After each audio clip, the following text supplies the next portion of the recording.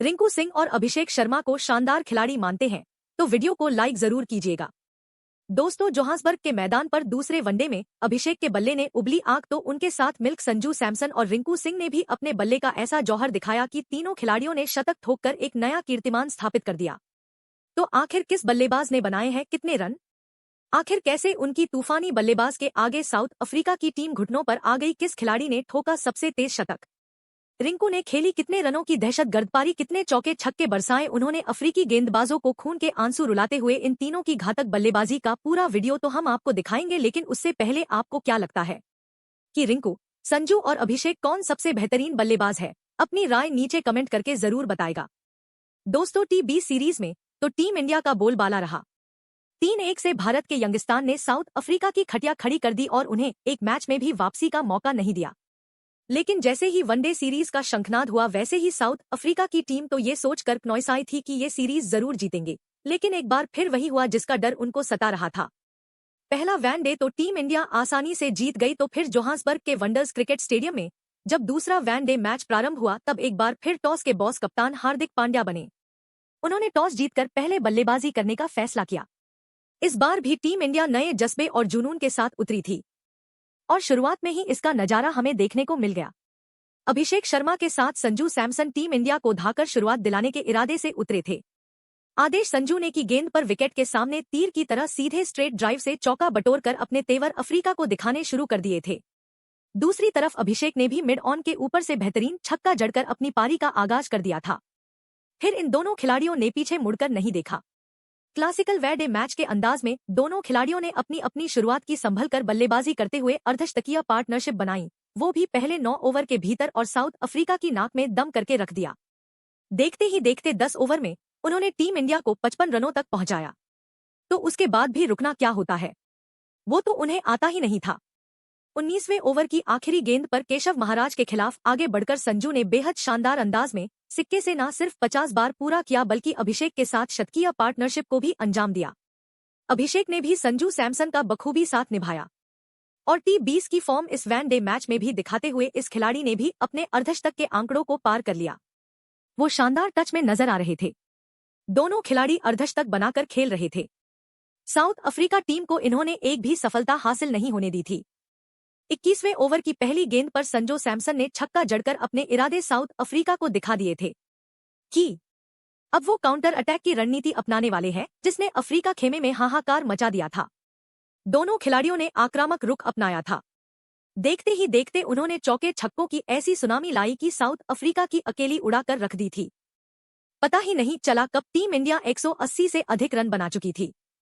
उनके बीच 150 रन से अधिक की पार्टनरशिप हो चुकी थी और आखिरकार वो मोमेंट आ गया जिसका इंतजार हर किसी को बेसब्री से था, जहां अभिषेक शर्मा ने लूंगी अंगड़ी की गेंद पर बेहतरीन चौका लगाकर अपना तूफानी शतक केवल 111 गेंद पर पूरा कर लिया और 120 के बाद वनडे में शतक जड़कर उन्होंने इतिहास के पन्नों में अपना नाम सुनहरे अक्षरों में लिखवाया था। टीम इंडिया बेहद मजबूत स्थिति में आ चुकी थी, पर शतक जड़ती अभिषेक शर्मा मार्को जॉनसन के जाल में फंस गया और कैच आउट होकर उन्हें पेविलियन लौटना पड़ा। उन्होंने 114 गेंद पर बेहतरीन 102 रन बनाए थे, जिसमें 2 छक्के तो वहीं 9 चौके भी शामिल थे।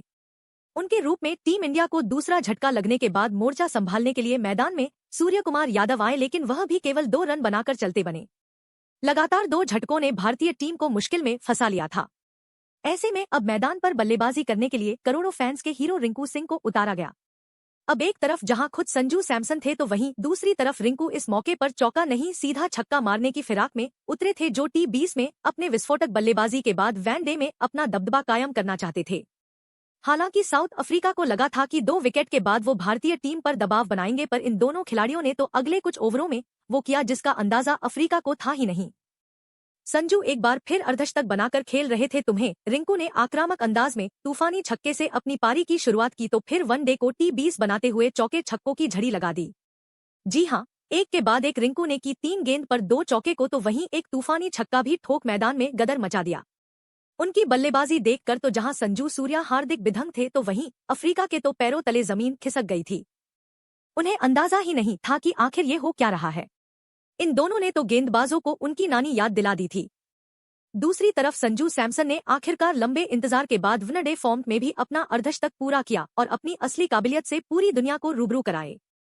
संजू और रिंकू का ये विध्वंसक रूप देख ऐसा लग रहा था वो केवल गेंदबाजों पर अपना गुस्सा उतार रहे हैं कि गेंद पर न 2 रन लेकर रिंकू ने केवल 38 गेंद पर T20 के अंदाज में अपना एक और अर्धशतक भी ठोक दिया था। दूसरी तरफ संजू सैमसन का बल्ला दहाड़ रहा था। इसी दरमियान संजू ने कवर ड्राइव से चौका बटोरकर 150 रनों का जादुई आंकड़ा पूरा किया, जिस पर पूरे स्टेडियम ने खड़े होकर तालियां बजाई। वहीं उनके साथ ही रिंकू को रोक पाना भी साउथ अफ्रीका के बस की बात नहीं हो पाई।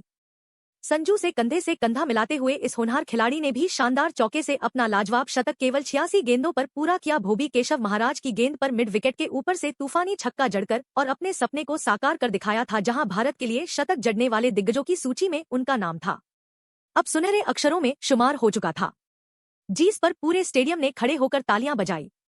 इन दोनों ने तो साउथ अफ्रीका की शामत ही ला दी थी और 50 ओवर का खेल खत्म होने तक जहां संजू ने 187 रनों की शानदार पारी खेली थी।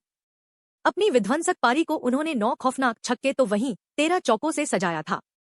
तो वहीं रिंकू ने 124 रन बना डाले थे, वो भी 5 छक्कों और 10 खतरनाक चौकों की बदौलत, जहां इन दोनों के तूफान में साउथ अफ्रीका के ताश के पत्तों की तरह टीम उड़ गई थी।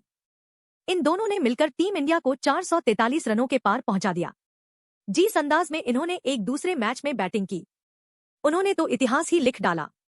बेचारी साउथ अफ्रीका के लिए भारत के सामने 200 रन चेस करना भी मुश्किल था, तो वहीं अब उनके सामने 444 रनों का इतना बड़ा लक्ष्य खड़ा हुआ था। इसका पीछा तो शायद वो लगातार 2 बार खेल कर भी नहीं कर पाते। और दोस्तों, ऐसे ही हमें देखने को मिला। वरुण चक्रवर्ती और रवि बिश्नोई की कातिलाना फिरकी के आगे साउथ अफ्रीका का सारा बल्लेबाजी क्रम ताश के पत्तों की तरह बिखर गया। केवल 80 रनों पर ही इन दोनों ने अफ्रीका के 4 बल्लेबाजों को घुटनों पर ला दिया था। लेकिन सलाम है अफ्रीका के कप्तान एडन मार्कल को। इस खिलाड़ी ने तो टीम इंडिया की नाक में दम कर दिया। शानदार 50 की 20 अप्रोच में पूरी की पूरी, तो उसके बाद भी उन्हें रोक पाना किसी के बस की बात नहीं हो पा रही थी। लेकिन एक अकेला खिलाड़ी कितनी ही लड़ाई कर पाता, उन्होंने भरपूर कोशिश करी अपनी टीम को जीत दिलाने की। उन्होंने केवल 99 गेंदों पर 155 रनों की आतिशी पारी खेली, जिसमें उन्होंने 9 खतरनाक छक्के तो वहीं 8 चौके भी लगाए थे। इसके दम पर साउथ अफ्रीका ने 50 ओवरों में 128 रनों का विशाल स्कोर भारतीय टीम के सामने रखा था, लेकिन फिर भी वो लक्ष्य से कोसों दूर रह गए थे। और इस पहले दूसरे मैच से ठीक पहले खेले गए प्रैक्टिस मुकाबले में भी अपनी विस्फोटक बल्लेबाजी से टीम इंडिया ने अपने नाम का डंका बजा दिया। जहां रिंकू, संजू और अभिषेक शर्मा की तूफानी बल्लेबाजी के बाद तो पूरी दुनिया डरी हुई है कि आखिर भारत का यंग टैलेंट और कितना आगे जाएगा। लेकिन दोस्तों, अब आपको क्या लगता है कि अभिषेक शर्मा, रिंकू सिंह और संजू सैमसन में कौन सबसे खतरनाक खिलाड़ी? अपनी राय नीचे कमेंट करके जरूर बताएगा।